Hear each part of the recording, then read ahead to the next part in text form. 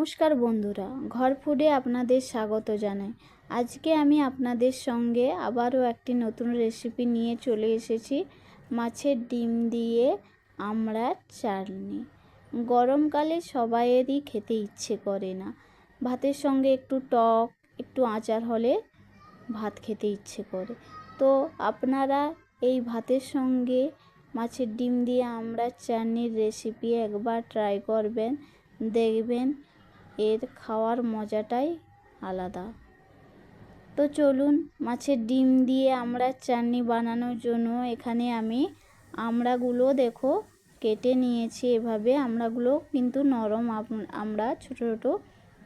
আর এখানে আমি মাছের ডিম এভাবে ভেজে নিয়েছি। তো এরপর আমি এদিকে একটা কড়াই নিয়ে নিয়েছি, আর তাতে অল্প পরিমাণ আমি সরষের তেল দিয়ে দিয়েছি। এবার আমি তেলটাকে গরম করে নেব।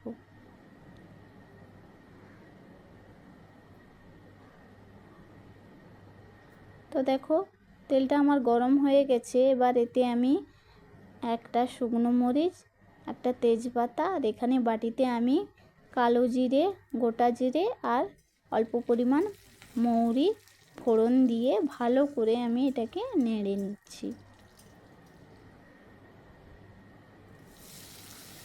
এবার আমি এতে আমড়াগুলো দিয়ে দিচ্ছি, দিয়ে ভালো করে এটাকে আমি নেড়ে নিচ্ছি।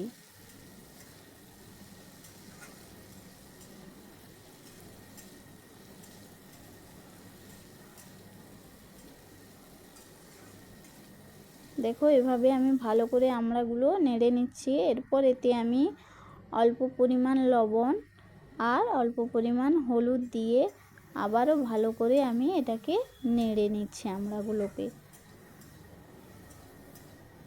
তো দেখো আমড়াগুলো যেহেতু নরম তাই কত সুন্দর গলে যাচ্ছে দেখো। এবার এতে আমি জল দিয়ে দেব। তো জল দিয়ে ভালো করে আমি এটাকে নেড়ে নেব। দেখো ভালো করে আমি মিশিয়ে নিয়েছি।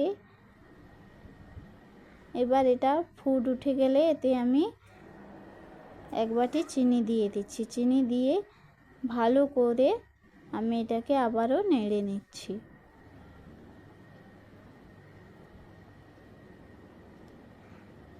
তো দেখো ফুটতে শুরু করেছে। এবার আমি এতে ডিমগুলো যে ভেজে রেখেছিলাম সেগুলো আমি এভাবে হাতের সাহায্যে গুঁড়ো করে দিয়ে দিচ্ছি। সবগুলো আমি ডিম এভাবে হাতের সাহায্যে গুঁড়ো করে দিয়ে দেব।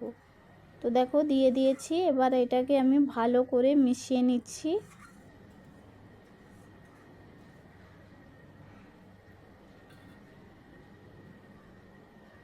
এবার আমি এটা 2 মিনিট চাপা দিয়ে রান্না করে নেব। তো 2 মিনিট আমার হয়ে গেছে। তো দেখো চাটনিটা কত সুন্দর হয়েছে, জলটাও মরে গেছে আর কত সুন্দর কালার এসেছে দেখুন, কত সুন্দর হয়েছে। এভাবে আপনারা বাড়িতে একবার ট্রাই করবেন। এটা বানাতেও যতটা কম টাইম লাগে, খেতেও খুব সুস্বাদু হয়। এবার এটা আমি প্লেটে করে সার্ভ করে নেব। তো দেখো এখানে আমি প্লেটে করে নিয়ে নিয়েছি। দেখো চাটনিটার কালারটা কত সুন্দর এসেছে। আপনারা একবার এভাবে বাড়িতে ট্রাই করবেন, দেখবেন ভাতের সঙ্গে খেতে দারুণই মজা।